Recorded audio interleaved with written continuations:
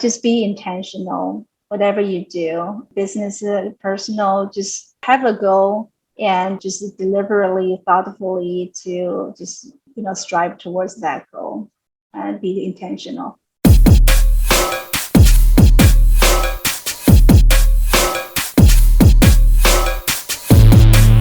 Hello, Profit First entrepreneurs and thought leaders. I am so excited today because we're going to do things a little bit different today. Instead of having someone talk about marketing or HR, we're going to give you some real life experience. And today I am joined literally in the recording room, my friend Jing Johnson.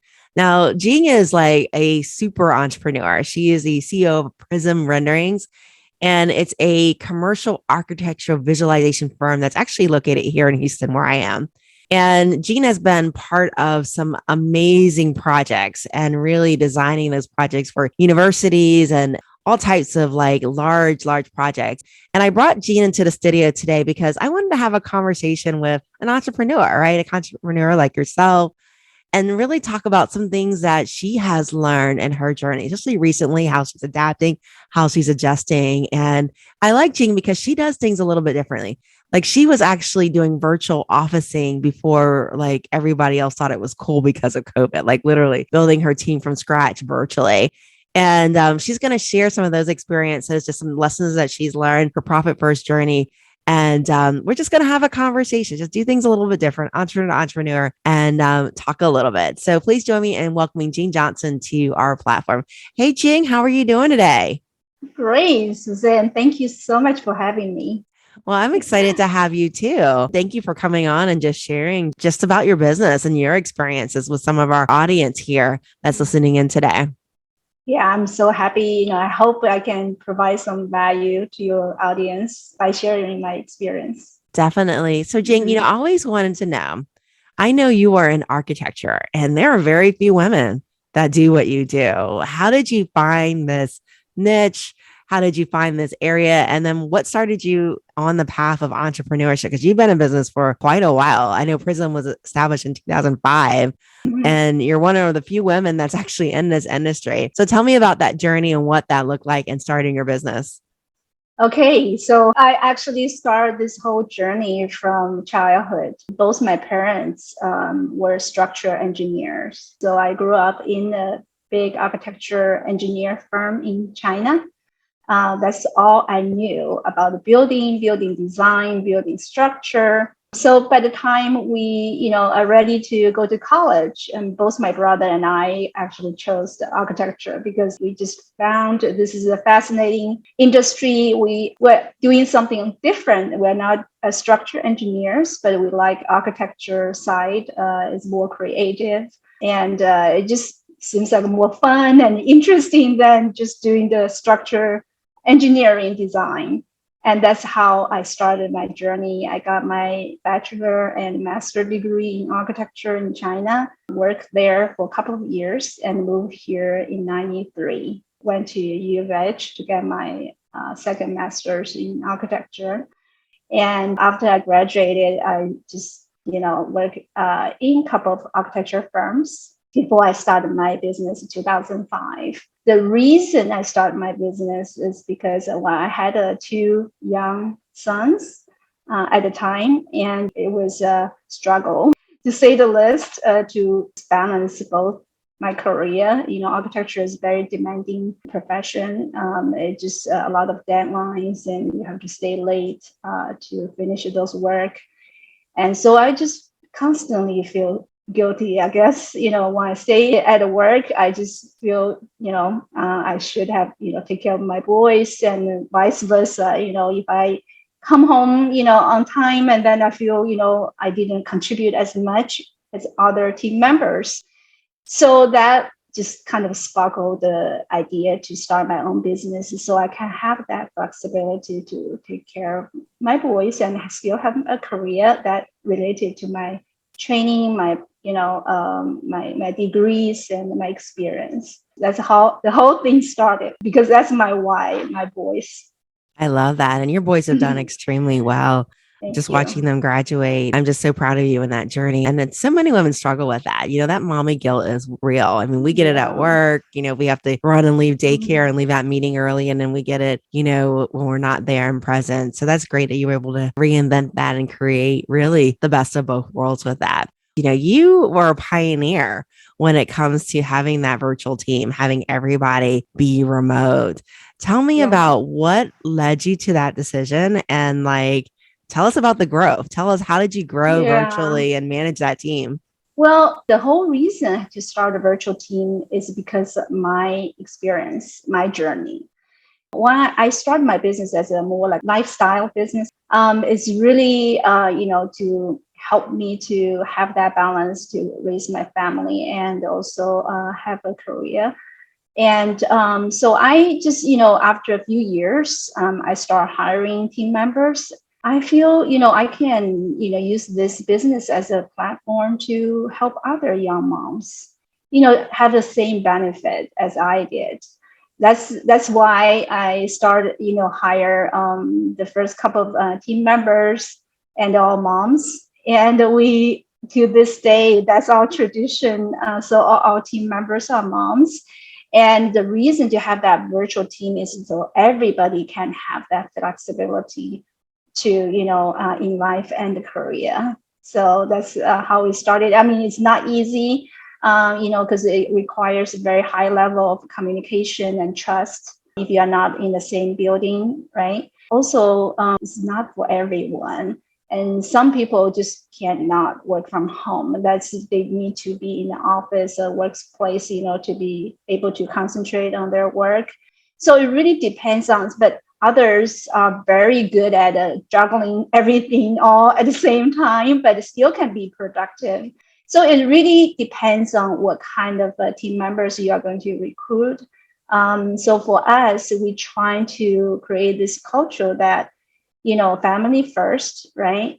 So you don't have to worry about your work when your kids are sick. You just go, and then other team members will step up and fill in the gap and take care of the clients and the projects for you. So we trying to create this, culture that is very highly collaborative. That comes with trust. You have to trust your team members to be able to have that, culture. Definitely. We learned that the hard way during COVID. Some people, you're right, absolutely just cannot work from home. They've got too many animals running around, parents that they're taking Kids. care of. Yeah, kids and husbands that want lunch. Not everybody can quite work at home. And it's interesting because everybody feels like they can, but reality is, the output, it just isn't equal. And that's amazing, just having that conversation and really owning that not everybody can work from home. I know it was really hard for us. We had conversations when COVID hit, like, hey, it's not working out with you being in the office. I know you like it, but your output just isn't very good. We're going to need you back in the Mm, office. I don't know if you mm. ever had that experience where some people just weren't fit for remote. And what do those conversations look like when you've had them? Actually, we all our team members are pretty good. So we really don't have entry level staff because our production teams are overseas. So the staff we have in the States are all managers. So they are either already have years of experience, professional in the professional, position. So they have that motivations, to be successful, and they don't need a lot of hand holding or, supervising. They are just very self-starter, and they are very high perform, individuals. That's probably make my job a little easier. I'm not a micromanager, type of leadership style. I tend to trust people first, give them opportunity to perform and demonstrate they have a high level of professionalism. And if sometimes they need help, and then we just step in and talk. So we have a lot of communications, even though we are not in the same room, but we talk to each other every day. And we have team meetings every week, and we have teams, to communicate besides emails and phone calls. So we have a lot of communications. And we also get together because most of our team members are in Houston. We will get together for celebrate birthdays, work anniversaries. We go visit clients together. So we have a lot of in-person, events or activities as well. So it's not just 100% virtual. Before COVID, I actually take our team once a year. We go travel, and so we go to the cities that we have projects or we have clients over there. We go, just that team, like a bonding experience is incredible, because when you travel together, you just like almost like go through life together and you learn so much about each other. So that helps greatly in terms of getting that team spirit together. So many good juicy morsels there, Jing. Oh my gosh. So many juicy morsels. So anybody looking to build that remote team, hire experienced people, right? You don't want your fresh grad coming out and Yeah. doing this. You want someone that's proven that can really handle that, being able to be remote. And also, like Jing says, it's about, you know, building that camaraderie, having those meetings and getting to know each other, even in a remote environment with the lunches and the getting together. And oh my goodness, the travel too. So many good. And I like that, your team, even though they're remote, they're actually local. So that face-to-face Mhm. interaction still happens, even if it's, not necessarily on an everyday basis, but it happens frequent enough that you can see each other. So many juicy morsels. Mhm. Is there a preferred means of communication? Are you a Zoom person or a Teams person, Microsoft Teams? Or maybe you use something else. What do you use for your daily mode of communication with your team? We actually use Teams in terms of internal communications, that we're trying to use Teams, and we have set up different groups for project managers or for the whole entire team or for business development. You can actually set up different smaller group communications inside of Teams. And we do use Zoom for team meeting, weekly team meetings, and also with clients because we provide visual products and service. So a lot of times we need to get on the Zoom, to share, or sometimes Teams, just share the screenshots, with progress and reviews. And it's just much easier to go through those review process with that screenshot, right, or screen sharing. And yeah, we're trying to not use too much email because, as we all know, email can be just so overwhelming. So internally, we're trying to use as the teams as much as possible. I love it. Yeah. Mm. We recently consolidated from using, everyone had a Zoom subscription, like everybody. It didn't matter if you were a secretary, everybody had a Zoom subscription. And we're like, man, instead of paying like $150 a year for everybody, what happens if Mm. we're 500 people one day, and everybody has a Zoom subscription? And we recently went over to Teams, except for like really big, important, like webinars and things like that we'll use for Zoom. Mhm. Because after all, we're a profit first channel, so we're sharing profit first tips too. Yeah. But that's one of the things that we did, and I thought that was pretty neat. And Teams is pretty amazing. Like you can do a lot of the things that you can do with Zoom. I think Zoom is still a little bit prettier, like you said, when you're doing like demonstrations Yeah, with clients. yeah. But Teams is pretty. It's a Pretty robust. Yeah, because we actually thinking about Slack. Slack has been very popular as well. And Teams, for years, they don't have enough, function and just not as good as Slack. So it's just behind. But we do have Office 365 as an operating system, right? So we already purchased that. That's part of our, expenses already. And so we changed it to Teams. When Teams got really good and almost the same level as Slack, that's when we turned into Teams, like about maybe 4 years ago. But the Zoom is really for meetings, but Teams can be a lot more than just meetings. There's a lot of internal communications. So you don't have to jump through email or phone call. You can just go through that whole platform. And we also have Asana, for our projects because we are a project-based business. So Asana is another way for our team to get a checklist down, from beginning to the end for projects. So those two platforms really enable us to accomplish what we have accomplished because we usually have over 200 projects each year. So just you can imagine how you can just email and Zoom is not going to be enough. You need that platform to really um, coordinate, everybody. So nobody drops the ball, everybody just have that, go through the checklist and make sure everything is completed according to the schedule and everything. So, all those online platform is just huge tools, very powerful tools for us to finish our work every day.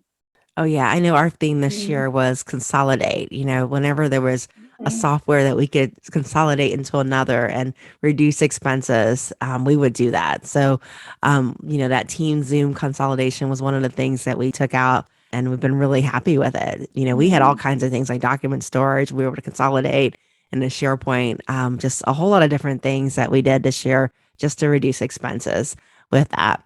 And, I'm curious, Jing, for you Mhm. now, with your journey and being virtual, what phone systems did you use to be able to call your clients? Because that has to be a challenge, at virtual, because there's so many out there. And, I'm still used to that, like, that AT&T dial up, type of thing. And I know that's a little bit harder in a virtual environment.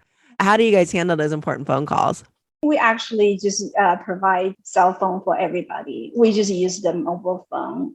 So we don't have like an office, right? Yeah, we do have like a spaces, used to be Regis, so a co-working space. So we do have that, but we just don't usually go there. There's no reason. Usually we go to the client. The client don't come to us. So cell phone is just sufficient for our business. I love it. Cell Yeah, yeah, phone. it's very simple. That's great. That's really great. That, hey, we all need it. Even if you use an app, you still have to have a cell phone. So that's great that you provide that cell phone to them. Yeah, we Do do. you provide internet too, or does your employees Yeah, have to provide their own? Oh, yeah, oh, you're yes. good. You're good. That I think most people are like, you get the privilege of working from home. You can pay for your own internet. Everybody work for Yeah. G.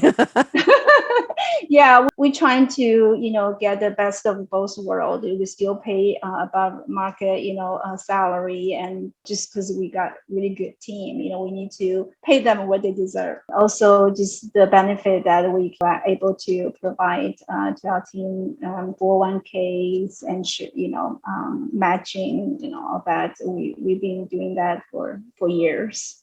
So, Just Jing, what yeah. are the challenges of having a remote team? Challenges will be, you're not going to be just walk down the hall, talk to someone, right? Just over the shoulder or look at the computer. And that's like on time, Obviously, a lot of times you can get hold of your team members through Teams or phone number, easily. But still, that in person, presence, you can't replace that. It's always trade offs, right? So we just trying to, do our best in terms of communication to compensate that, not, let this become a big obstacle. I think by this time we've been doing this for years, so it's really not a big issue for us anymore. But for people who have been working in the office for years, it might be very challenging to not be able to talk to someone right away or lock the door of their office and just walk in and talk. But I always look at, the other side of the coin, right? We are able to become very highly, productive because there's not many of those small talks or, like endless, chats and stuff like that. So there's both sides of the coin and look at the pros versus cons. For me, I prefer this way. If you can be disciplined and get your work done, I prefer just be focused and do your work. And if you need your team member, you need your leader, you just reach out. So that's how I feel about this. I love it. I know one of the things that we've been challenged with, as well as, a lot of our listeners too, is in this economy right now, there's, and the Houston market even too, and I'm sure around the country and maybe even around the world, it's harder to get that talent, right? I know in our industry, we just had, what did I say? Like 44% of our industry in public accounting is millennials and Gen X. And that means that the rest are boomers, like over Mm, half were boomers and they're mm, retiring now. And in addition, in our industry, just like trades, we're seeing, a lot of people are not graduating and getting that CPA. And I hear that in trades. I'm sure it's happening in engineering. I'm sure it's happening in architecture too. What are you doing to attract talent? I think it's the culture. It's the entire, this atmosphere. You have to love that, the team that has a very supportive a team that we also offer the trainings and constantly different trainings, leadership training or professional training. We hire advisors, coaches, and not just leaders, but the entire team. And that's word of mouth.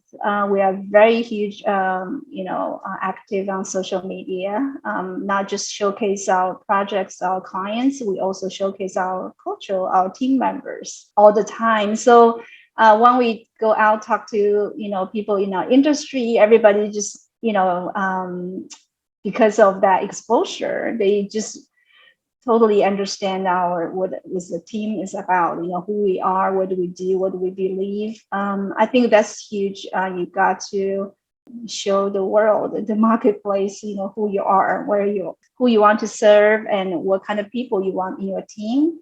And that definitely is a huge, attraction to our candidates. Definitely. I love that. Yeah. She's showing the world who she is and the culture of their company, and they're coming, hey, she pays Right. for internet and cell phone, And 401k. and 401k. Oh my goodness. Gotcha. Yeah. And you can work from home. You can like, Paid birthday off. oh my god, and paid Yes. birthdays. Oh my So gosh. we pay 11 days, like holidays off, and also PTOs, and it depends on the years of employment. We also have, pay, a birthday as well. Yeah, we're trying to create as much as benefits and perks for our team whenever we can. I just think it's so important to get everybody that have that a team spirit per se, right? I think it's pretty amazing. So I think that is awesome. Definitely an employer choice. So tell me, how are Mhm. you preparing for, they say it's coming, right? They say it's coming. I don't know if it'll be like a 1 day recession, a 6 month recession, or a 1 year long recession, but they say it's coming. How are you preparing for that? Well, that's it's a great question. So I started business 2005. So a couple of years later, 2008, 2009, we all know what happened. And our business just dropped, half, so 2008, we had the biggest year. And then 2009, revenue was half as 2008. So that's a, really good lesson to learn. Luckily, fortunately, at the time I don't have team members, so I was able to, ride that, wave, and come out, survive that. But after that, I just, have a really just look at things really careful about the finance, and I don't want to go through that again. Just have enough just reserve, and a couple of years after that, I start hiring team members, and that's how I discover Profit First book. And I remember I bought that book right before Christmas. I spent 3 days, read the entire book, and in January, I went to my bank and opened up all the checking account and to start that practice. Obviously, after five, I think the first 3 years, we still adjust the percentage, constantly. Right now, we are pretty much set the certain amount as a percentage for each account. But to answer your question, that's got me really, that 2008, 2009 recession really got me thinking and be conservative in terms of our savings and our reserves. And then, so 2000, right before 2000, right before COVID is 2019. I read a book. It's about how you survive, on the recession. Because at the time, everybody, I know you are in the entrepreneurs circle. Everybody was talking about this recessions are coming, but nobody knows when. Remember 2018? I mean, every day, every year, somebody was talking about, oh, it's coming, it's coming. And so I was like, why do I have to wait that coming and then, deal with it? We need to prepare. So actually, right before the end of 2019, right before COVID, we actually look at our budget and cut back a lot of unnecessary expenses. So walking into COVID, we are already very lean in terms of our operations, our expenses. And then we start to, we did get some setback in terms of the projects, as everybody did, but not as bad as at all, because a lot of our clients, when we finish the project, they pay. We were actually worried about if everybody is going to, hold on the, cash, not paying because the COVID is coming. Nobody, there's that big uncertainty. But we are so fortunate, very blessed to have great clients, and they all paid us. I remember the first couple of months of after COVID happened, we got a lot of receivables, and then so we come out COVID have a lot much better reserve. It just really prepare us to whatever comes next, right? I think it's very funny, what I heard from commercial real estate industry. Everybody's, talk about this as well. Seems like everybody's still very huge, very busy. I've never seen architecture industry is this busy in my 30 years, almost 30 years here in the States. This is just like everybody's still busy and still very have a big pipeline. So I don't know, it's because of industry. It's just I don't see any, but I think based on the what we have experienced in the past, I'm not just really too worried about it. I think we have a really healthy reserves. We have healthy pipeline. We have really focus on getting ideal clients instead of any clients. So we've been working on our business process and the whole system. And we're using EOS. I'm sure you know about that as well. So I think we are prepared, whatever is coming in terms of the business success. I love it. I love it. It's preparing during the times that we're not in a recession so that when that Yes. happens, you're prepared for that. Now, I know you're a Profit First fan. You've implemented Profit First. Tell us about how that journey has been going for you. For me, it's a game changer. I'm not a finance, accounting, I don't have that background. To have learning that financial literacy, right? Profit First is for me, I'm a big fan of Dave Ramsey. It's almost like Dave Ramsey's baby steps, like a financial freedom in business instead of like the envelope system.